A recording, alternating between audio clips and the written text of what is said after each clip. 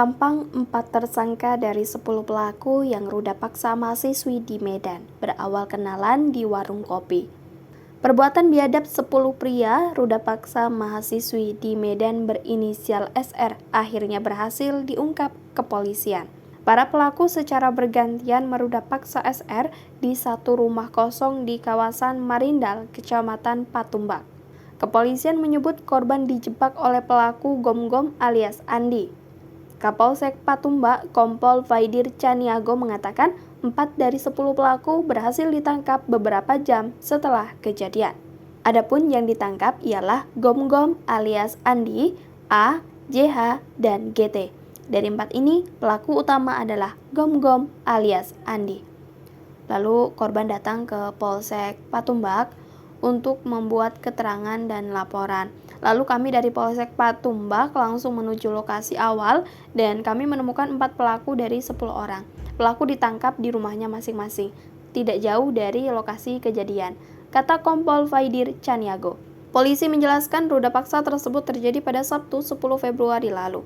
Awalnya, korban dihubungi temannya seorang wanita berinisial DT untuk datang ke rumahnya di sekitar Titik Kuning, Kecamatan Medan Johor. Setibanya di sana, ia diajak naik angkot ke warung kopi di Jalan STM dengan alasan ada laki-laki yang hendak berkenalan. Disinilah korban dan temannya bertemu dengan pelaku utama Gom-Gom alias Andi dan sempat bertukar nomor handphone.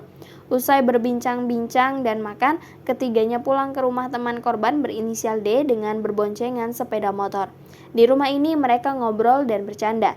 Tak lama berselang, Gom-Gom mengajak korban pergi dengan alasan hendak membeli makanan. Korban sempat menolak dan sempat mengajak temannya yang perempuan untuk ikut.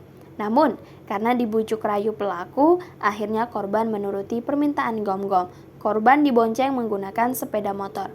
Singkat cerita, korban mulai curiga lantaran banyak rumah makan dilewati tapi pelaku tak kunjung berhenti. Saat ditanya, pelaku berdalih jika uangnya kurang dan malah mengajak korban ke indekosnya untuk mengambil uang.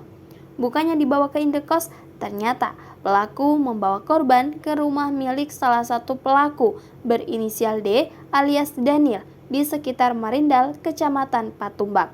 Di sini ternyata sudah ramai teman-teman pelaku yang lainnya.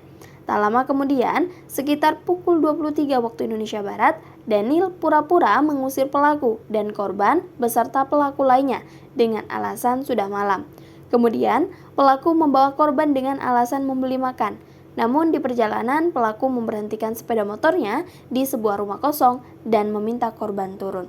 Ternyata, di rumah kosong ini sudah ada para pelaku lainnya. Korban diancam akan dihabisi nyawanya jika menolak. Karena tak berdaya, akhirnya korban pasrah hingga digilir 10 orang. Download Tribun X sekarang, menghadirkan lokal menjadi Indonesia.